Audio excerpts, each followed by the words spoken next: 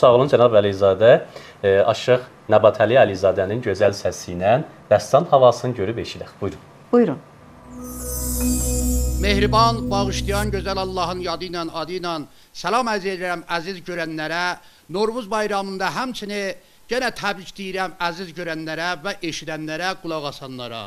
Bir dəstan oxuram, sözlər rəhmətlik, Urmiyalı, əsl Urmiyalı rəhmətli prozərdəndir, amma hava dəstan.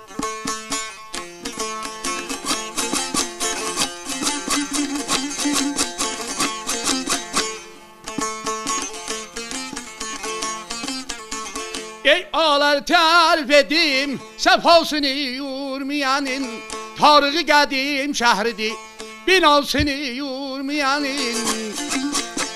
Urmudu qədim ki yadı, meyvəli bağça bağatı, əkilər sulu dematı, hubuvvətlə bəni yatı, deməğindən vəsfə gəlməz, havasını Urmiyanın, səfasını Urmiyanın.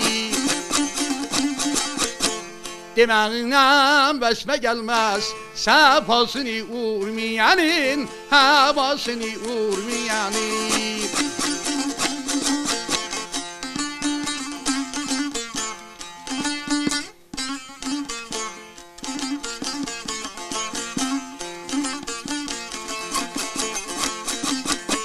Qeyrətlidir cavanları, oğlan qudrətli bazibanları.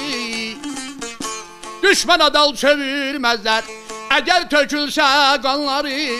Hamısı İslam əhlidir, möhkəmdir Çin imanları. Aşıqlar sazından eşit, nəvasını Urmiyanın, havasını Urmiyanın. Aşıqlar sazından eşit, nəvasını Urmiyanın, havasını Urmiyanın.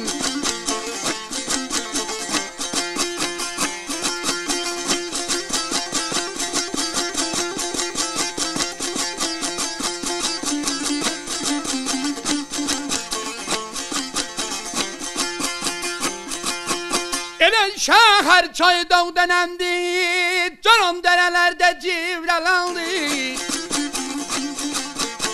Bizim dağlar gözəlləndi, 360 para kəndi, kərxanadan gəlir gəldi, cümədən cüməyə bəndi. Gəzib dağlardan dərələr, laləsini Urmiyanın, laləsini Urmiyanın. Gəzib dağlardan dərələr, laləsini Urmiyanın, laləsini Urmiyanın.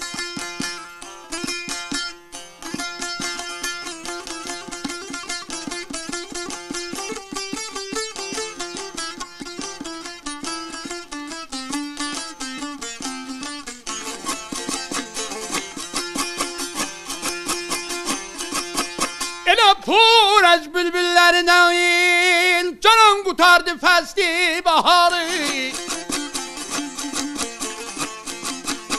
Xurazər bülbüllərindən, dadaş qutardı fəsli baharı. Az qaldı bazara gəlsin, bağlardan üzüm numarı. Alma heyva şirin narı, səbzə kişmiş xuşavarı.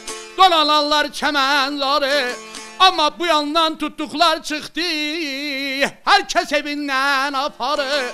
Tutduqda yer naharı, quş da var abi gərmi, suqadırı qəm quvarı. Kənar yerdən gələn anlar, dərya çeyi Urmiyanın, havası var Urmiyanın. Kənar yerdən gələn anlar, kənar yerdən gələn anlar, havası var Urmiyanın, dərya çeyi Urmiyanın.